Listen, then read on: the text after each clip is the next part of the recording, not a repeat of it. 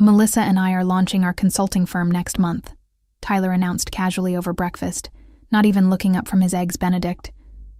The words hit me like ice water, but I kept my expression neutral, continuing to sip my coffee as if he had just mentioned the weather. My name is Lorraine. I'm 49 years old, and I've been married to Tyler for 8 years.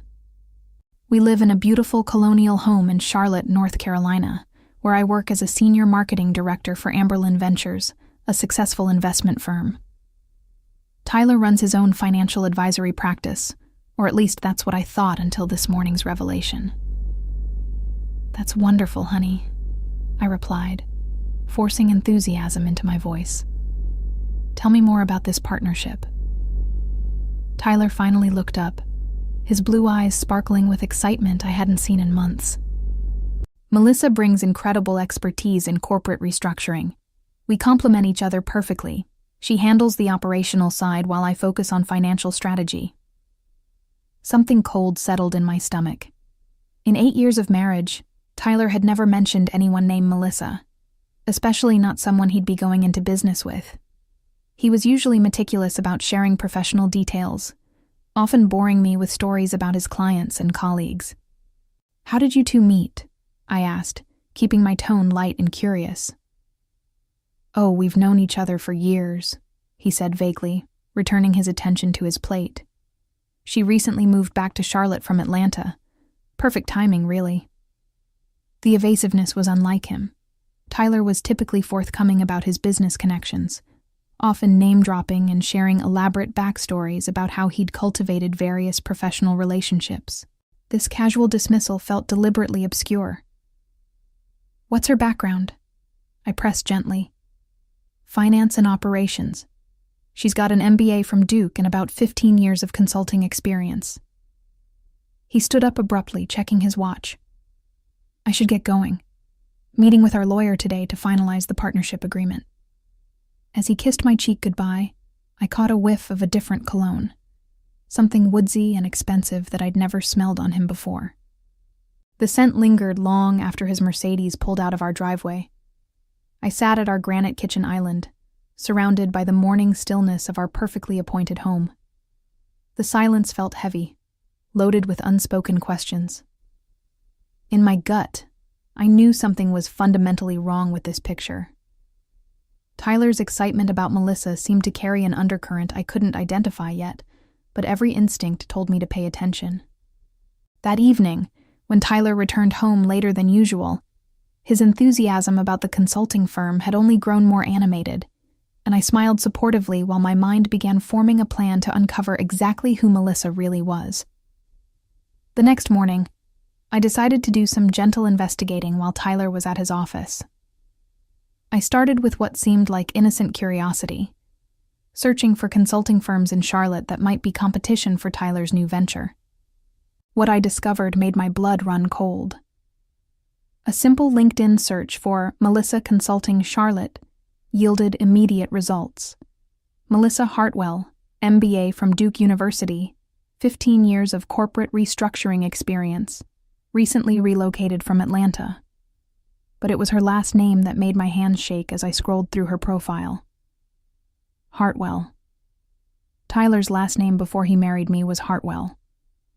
He'd taken my surname, Monroe, when we wed, something he'd claimed was progressive and romantic at the time. My heart pounded as I dug deeper. Marriage records from Fulton County, Georgia, showed Tyler Hartwell married to Melissa Catherine Brennan in 2009. Divorce records from the same county showed their dissolution in 2014, just 1 year before Tyler and I began dating. Melissa was Tyler's ex-wife. The ex-wife he'd never mentioned in 8 years of marriage. I leaned back in my home office chair, staring at the computer screen in disbelief. Tyler had always been vague about his past relationships, claiming he preferred to focus on our future together rather than dwelling on what hadn't worked. I'd found his perspective mature and refreshing compared to men who couldn't stop talking about their exes. Now I understood why he'd been so secretive. He hadn't just omitted details about a past relationship. He'd completely hidden the existence of a 5-year marriage. The timeline was damning. Tyler and Melissa divorced in January 2014, Tyler moved to Charlotte in March 2014. We met at a professional networking event in February 2015. He'd taken an entire year to establish himself in a new city before entering into a relationship with me. But why hide the marriage? And why was Melissa suddenly back in his life as a business partner? I spent the rest of the day researching Melissa's background. Her social media presence was minimal, but professional. Recent photos showed an attractive brunette in her early 40s, always impeccably dressed in designer business attire. Her LinkedIn indicated she'd been working for a major consulting firm in Atlanta until 3 months ago. 3 months ago, right around the time Tyler had started staying late at the office more frequently, claiming he was working on expanding his client base. When Tyler came home that evening, I watched him carefully as he moved through our usual routines. He seemed lighter somehow, more energetic than he'd been in months. During dinner, he mentioned stopping by the office space he and Melissa were considering for their firm. "It's perfect," he said, describing a downtown location with floor-to-ceiling windows and modern amenities. "Melissa has such great taste in design. She's already envisioning how we'll set up the conference rooms."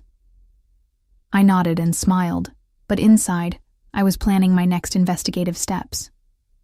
Over the weekend, I volunteered to help Tyler organize his home office, an offer that surprised him since I'd never shown interest in his paperwork before.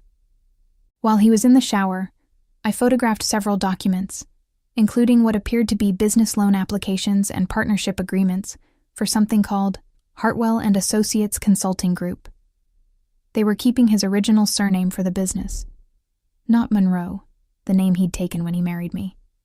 Hartwell, the name he'd shared with Melissa. The loan documents revealed they were seeking $300,000 in startup capital. But what made my stomach drop was seeing Tyler's signature on forms listing Melissa as his emergency contact, not me. There was also a lease agreement for a downtown Charlotte office space that both Tyler and Melissa had signed as co-tenants. Monday morning, I called in sick to work and drove to the address on the lease. The building was sleek and modern, exactly as Tyler had described. Through the lobby windows, I could see an office on the 3rd floor, with Hartwell and Associates already painted on the glass door. I waited in my car for 2 hours before I saw them. Tyler and Melissa emerged from the building together, and what I witnessed made everything crystal clear. This wasn't just a business partnership. Tyler placed his hand on the small of Melissa's back as they walked to his car, the same intimate gesture he used to guide me through crowded restaurants. When Melissa stumbled slightly on the curb, Tyler caught her elbow and steadied her, and she looked up at him with an expression I recognized all too well. It was the same adoring look I'd given him during our early dating days. But the most damning evidence came when Tyler helped Melissa into the passenger seat of his car. As he closed her door, I saw him lean down and kiss her forehead tenderly through the window. It was brief, but unmistakably affectionate. I followed them to an upscale restaurant downtown, parking far enough away to remain undetected. Through the restaurant's windows, I watched them share lunch like lovers, not business partners. They sat closer than necessary, Melissa's hand frequently touching Tyler's arm as she spoke, both of them laughing with the easy intimacy of people who knew each other's rhythms perfectly. Of course they did. They'd been married for 5 years. When they left the restaurant, I saw Tyler's hand rest on Melissa's lower back again as they walked to his car. This time, she leaned into him slightly, a gesture so natural it could only come from muscle memory. I drove home in a daze, my mind racing through the implications. Tyler wasn't just hiding his past marriage, he was rekindling it under the guise of a business partnership. The consulting firm was likely just a cover story, a way to legitimize spending time together and potentially planning their future. That evening, Tyler came home later than usual, claiming he'd been working late with Melissa on the business plan. He seemed refreshed and energetic, humming while he showered. I knew then that I couldn't confront him directly. I needed more information, and I needed a plan that would expose the truth in a way that protected my interests. The next few weeks became a careful dance of deception on both sides. Tyler grew increasingly excited about the business launch, scheduled for the first Friday in November. while I quietly gathered evidence of what I was beginning to understand was a much larger betrayal than I'd initially imagined. My breakthrough came when I decided to hire a private investigator named Patricia Williams, a former police detective who specialized in marital infidelity cases. I met her at a coffee shop near my office, feeling like a character in a noir film as I slid a folder of photographs and documents across the table. "I need to know exactly what my husband is hiding," I told her. Patricia's report arrived 5 days later, and it was devastating. Tyler and Melissa had never truly ended their relationship. According to Patricia's findings, their divorce in 2014 had been a financial maneuver to protect their assets during a business bankruptcy. Melissa had been running a consulting firm in Atlanta that failed spectacularly, leaving them with significant debt. After the divorce, Tyler had moved to Charlotte under an assumed identity. He'd legally changed his name from Tyler Hartwell to Tyler Monroe before we met, taking the surname of a deceased distant relative. Meanwhile, Melissa had remained in Atlanta, working to rebuild her professional reputation while slowly paying off their shared debts. But the most shocking revelation was that they'd been in contact throughout my entire marriage to Tyler. Phone records showed hundreds of calls and text messages between them over the past 8 years. Financial records revealed Tyler had been sending Melissa monthly payments of $1,500, money he'd claimed was going toward his retirement investments. The consulting firm wasn't a new venture. It was phase 2 of their original plan. They'd been waiting for Melissa's professional reputation to recover, and for Tyler to establish himself financially in Charlotte. Once both objectives were achieved, they could reunite publicly and restart their business together. I was never supposed to be a permanent part of Tyler's life. I was a placeholder, a source of financial stability and social respectability while he waited for Melissa to become viable again. The evidence Patricia gathered was overwhelming. Photographs of Tyler and Melissa together at various Atlanta hotels over the past 8 years. Credit card records showing Tyler had purchased expensive jewelry that never appeared in our home. Gifts meant for Melissa. Even more damaging were email exchanges between them discussing their future plans and how they would handle the Charlotte situation when the time was right. The Charlotte situation, that's what I was to them. Reading their emails felt like being punched repeatedly in the stomach. Tyler wrote to Melissa about how much he missed her, how difficult it was to maintain his arrangement with me, how he couldn't wait for them to be together again, once everything was in place. Melissa's responses were equally damning.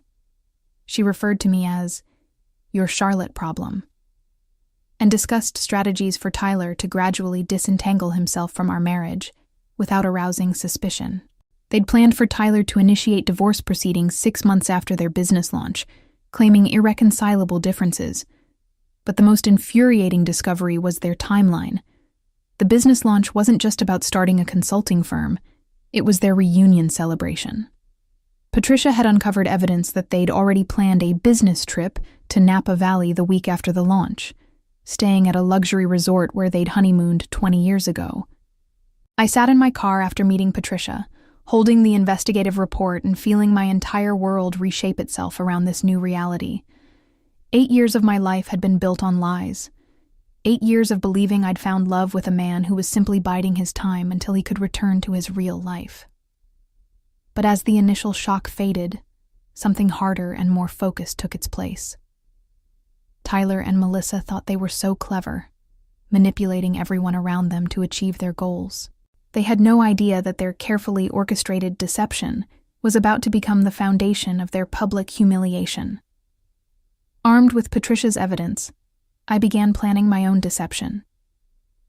The business launch party was scheduled for Friday evening at the Omni Charlotte Hotel, a lavish event Tyler had insisted on hosting to properly introduce Hartwell and Associates to the Charlotte business community. He'd invited over 200 people, including clients, colleagues, city officials, and prominent local business leaders. Tyler had asked me to help with the planning, which gave me perfect access to all the details. I volunteered to handle the catering arrangements, the audio-visual setup, and the guest list management. Tyler was delighted by my enthusiasm, interpreting it as support for his new venture. If only he knew what I was really planning. I spent 3 weeks preparing my presentation. Working with Patricia, I compiled a comprehensive dossier of Tyler and Melissa's deception, complete with timelines, financial records, phone logs, photographs, and email exchanges. Patricia helped me organize everything into a clear, chronological narrative that would be impossible to deny or dismiss. But I wanted more than just exposure. I wanted legal protection and financial justice. While Tyler was at work, I met with my attorney, Catherine Phillips, to discuss my options. Catherine was a shark in an elegant suit, known throughout Charlotte for her ruthless efficiency in high-stakes divorce cases. "You have enough evidence to destroy him," Catherine said after reviewing Patricia's report. "But let's be strategic about this. We can file for divorce immediately and seek significant compensatory damages based on his fraudulent conduct during your marriage." "What about the business?" I asked. Catherine smiled, a predatory expression that made me glad she was on my side. "Here's where it gets interesting.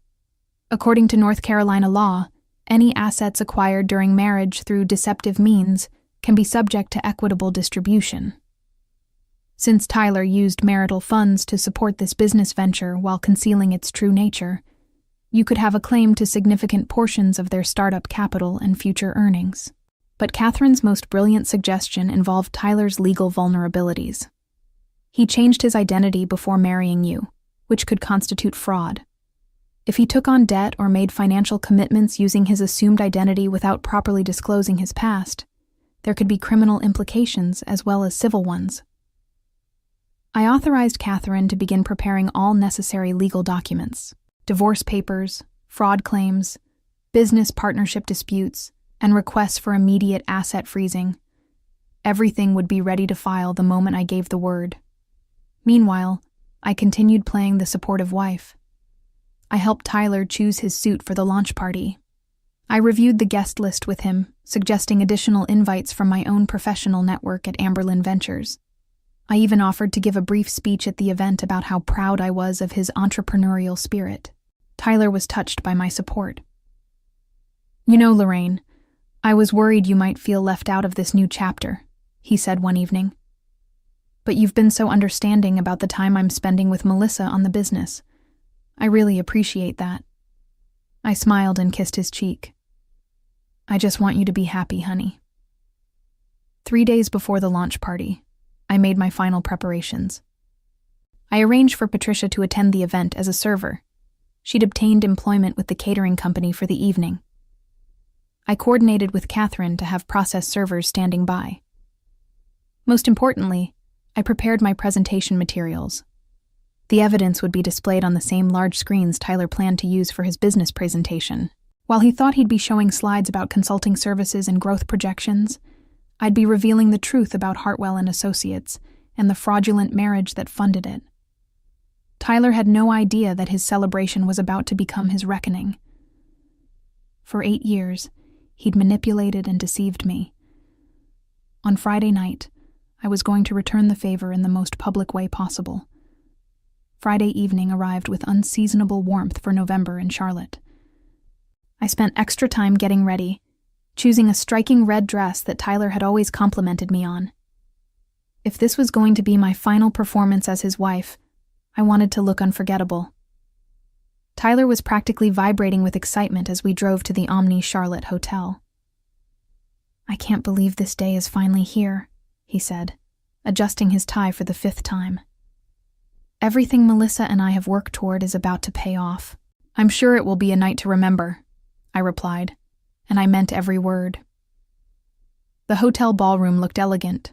Soft lighting, fresh flower arrangements, and cocktail tables scattered throughout the space.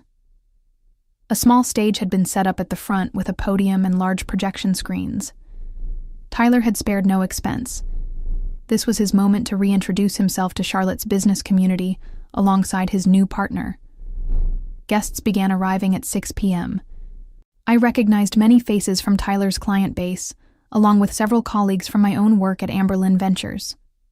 Tyler worked the room like a politician, introducing Melissa to everyone as his brilliant business partner, while she stood beside him in a stunning navy blue dress. playing the role of successful consultant perfectly. Watching them together, I could see how natural their partnership appeared. They moved in sync, finished each other's sentences, and shared the easy chemistry of people who'd known each other for decades. Because they had. At 7 p.m., Tyler took the stage to officially begin the presentation. "Good evening, everyone, and thank you for joining us tonight," he began, his voice confident and warm. "I'm thrilled to introduce you to Hartwell & Associates Consulting Group and my incredible business partner, Melissa Hartwell." The room applauded politely as Melissa joined Tyler on stage. She took the microphone with practiced ease, beginning to speak about their consulting philosophy and target market. They were a compelling team, professional, articulate, and convincing. But as Melissa clicked to advance their presentation slides, nothing happened. She tried again, pressing the remote more firmly. The screens remained blank. "Technical difficulties," Tyler said with a laugh, walking over to check the computer connections. "Just give us one moment." That's when I stood up from my table near the back of the room. "Actually, there's no technical problem," I announced, my voice carrying clearly across the ballroom. "I've simply loaded a different presentation." All heads turned toward me. Tyler's face went pale as he recognized my voice, but he couldn't see me clearly through the stage lights. Melissa squinted in my direction, confusion evident on her face. "Ladies and gentlemen," I continued, walking toward the front of the room as conversations died throughout the ballroom. "I'm Lorraine Monroe, Tyler's wife of 8 years, and I have some information about Hartwell & Associates that I think you'll find very interesting." Tyler stepped forward, panic creeping into his voice. "Lorraine, what are you doing? This isn't the time for— Actually, this is the perfect time," I interrupted, reaching the stage. "You see, Tyler has been telling you about his new business partnership with Melissa, but he's left out some crucial details about their relationship." I pressed the remote in my hand, and the first slide of my presentation appeared on the screens behind them. It was a copy of Tyler and Melissa's marriage certificate from 2009. The ballroom fell completely silent. Tyler and Melissa stood frozen on stage, staring at the screen in horror. I could see the exact moment when Tyler realized that his carefully constructed deception was about to crumble in front of everyone who mattered to his professional future. "Let me tell you the real story of Hartwell & Associates," I said, clicking to the next slide. The next slide showed phone records spanning 8 years, hundreds of calls and text messages between Tyler and Melissa throughout our entire marriage. Gasps echoed through the ballroom as the timestamp evidence became clear on the large screens. "While Tyler was married to me," I continued, my voice steady and clear, "he was also maintaining a relationship with his ex-wife, Melissa. They've been planning this reunion for years, using our marriage as cover while they rebuilt their financial and professional standing." Tyler tried to step toward the microphone, but I moved to block him. "Lorraine, please stop this," he whispered urgently. "We can talk about this privately." "We've had 8 years to talk privately," I replied, clicking to the next slide. "Now it's time for the truth." The screen displayed copies of financial transfers. Tyler's monthly payments to Melissa, totaling over $100,000 of marital funds sent to his ex-wife without my knowledge. The audience murmured in shock and disapproval. "Tyler changed his identity when he moved to Charlotte," I announced, showing the legal name change documents. "He was Tyler Hartwell when he married Melissa, and he became Tyler Monroe to marry me. What you're witnessing tonight isn't the launch of a new business. It's the reunion of divorced spouses who never actually separated." Melissa finally found her voice. "This is completely inappropriate," she said, reaching for the microphone. "These are private matters that have nothing to do with our consulting firm." I laughed, a sound with no humor in it. "Private matters? You mean like planning to divorce me 6 months after tonight? Or your business trip to Napa Valley next week, the same resort where you honeymooned 20 years ago?" The final slide appeared. Email exchanges between Tyler and Melissa, referring to me as the Charlotte situation, and discussing their timeline for ending our marriage once their business was established. Tyler's face had gone from pale to gray. Around the ballroom, guests were whispering among themselves, some already moving toward the exits. The ballroom erupted in chaos as my presentation concluded. Guests stood up from their tables, some staring at the screens in disbelief, others gathering their belongings to leave immediately. The careful networking event Tyler had planned was dissolving into a scandal that would be talked about throughout Charlotte's business community for months. "Ladies and gentlemen," I said, raising my voice over the commotion, "there's one more thing you should know before you leave." The room quieted slightly as people paused to listen. As of this morning, I've filed for divorce from Tyler on grounds of fraud and deception.